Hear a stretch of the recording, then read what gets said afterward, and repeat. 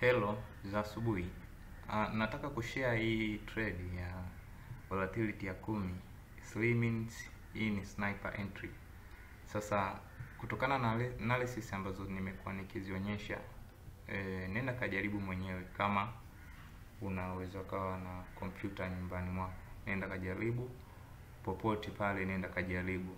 Hizi ni entry ambazo real I show you kwamba zinatoa sniper entry. Nime deep down mpaka kuja 3 minutes ili kuonyesha ni nini ambacho kinafanyika sokoni. So trade yangu inafanyikaje? Nataka nikuonyesha analysis ambayo nimekuwa nikifanya, na nitakuonyesha sasa hivi hapa jinsi ambavyo imetokea. So let's start jinsi ambavyo trade ilikuwa.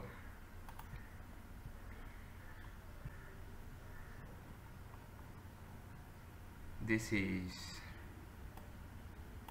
daily time frame, na trade yangu mimi nimechukulia kwenye H4. Obvious ni kwamba soko linaweza likabuy ama likasell, lakini nataka nikuonyeshe jinsi ambavyo structure imekuwa ikinipa matokeo. So in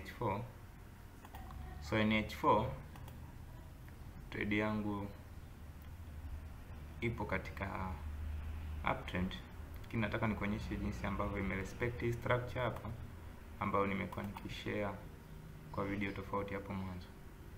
So this is my structure here. This is my structure here, na trade yangu imeingia huko kwenye structure, but before to assume kwamba ilikuwa ijaingia, so nimeitazama structure na kuianalyze mpaka time frame ya 15 minutes. So hii ni H4 masaa manne. In 15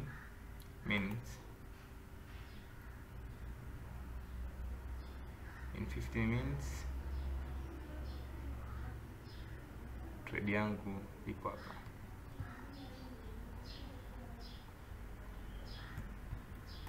This is the site of my trade in 15 minutes. Can you see? In 15 minutes trade yangu ipo hapa, na nilikuwa nikikuelezea toka video ambazo zimepita kwamba tuna respect structure zipi, zile ambazo zinakuwa ndani na zinakuwa zinaonekana ndani ya analysis yangu ambayo nimeifanya kutokea H4. So hizi ni structure mbili ambazo nitazirespect, ya kwamba market ikiingia hapa ikipa respect, mimi nitaitafutia entry kuendelea nayo katika sell. Market ikiingia hapa kwenye structure ika respect, mimi nitaendelea nayo katika sell. So nini ambacho kilifanyika sokoni? Ngoja nikuonyeshe market iliingia wapi. Let's look together. By line chart, market iliingia kwenye structure ya kwanza, lakini ikidraw candlestick unaweza kuona nini ambacho kilifanyika hapa. So obvious, nikitaka kuiona sa market yangu vizuri hapa nitaangalia. So nataka nipunguze riski ya trade yangu kutokea 15 mpaka 3 minutes ili kusudi niweze kupata entry. So nikipunguza mpaka kwenye 3 minutes here, this is 3 minutes trade yangu hapa. Kwenye 3 minutes ninataka niweze kupata entry. Sasa nitaiangalia market jinsi ambavyo inaenda. In 3 minutes iangalie market jinsi ambavyo ilikuwa inafanya. This is lower low, the first lower low here, and this is the second lower low right here. Can you see? Market baada ya kutengeneza series of lower low, maana yake this is a bearish trend, na itakapokuwa inarudi juu nitajua moja kwa moja kuna structure zinatafuta. Structure ya kwanza itakuwa ni this one, au structure ya pili itakuwa ni this one. These are normal invalidation point. Nikiweka candlestick unaweza kuziona vizuri. Hii ni normal invalidation, hii iliingia ndani ya normal invalidation, so it is not a new invalidation. Hii nayo ni normal invalidation point, na ndio maana market ilivyoingia hapo uliona imetengeneza push ndogo ya kusell, lakini baadaye ikaikataa structure. So ilikuwa ni structure ambayo haikuwa na nguvu in search. Then market ikaja kuingia kwenye structure hii ya juu kabisa ambayo ni normal invalidation. So baada ya kuingia katika hii point hapo, kwa sababu ni slim means kwangu haitonipa shida kuingia kwenye soko, kwa sababu kinitoa market itanitoa na stop loss ndogo sana. So look on this trade here, na tayari stop loss yangu naiweka above ya candlestick iliyotengenezwa kwenye normal invalidation point. Market iliingia, can you see? Market iliingia, na market ilipoingia ili give kiasi cha kutosha cha profit ya, can you see? Mpaka sasa bado iko ina sell, can you see? Mpaka sasa bado iko inafanya ina sell. So market bado ina proceed kusell. Sasa kwa mtu ambaye amechelewa, nataka nikuonyesha another entry endapo itaweza patikana. Kwa mtu ambaye amechelewa, jinsi ambavyo anaweza kuenter trade. Kwa mtu ambaye amechelewa, nataka nikuonyeshe. Kwa mtu ambaye amechelewa trade, inataka kumwacha obvious candlestick ambayo alitakiwa kuingia nayo this one.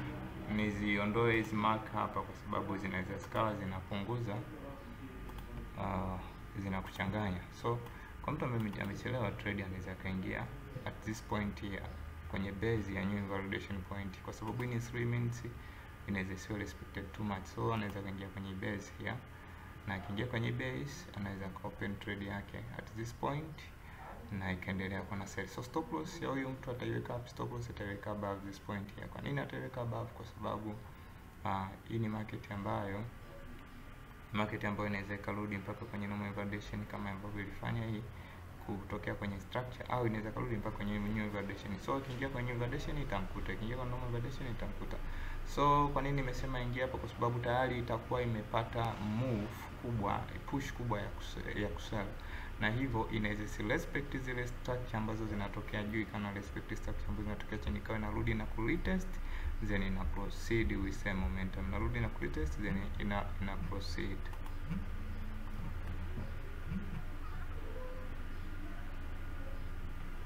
Hello?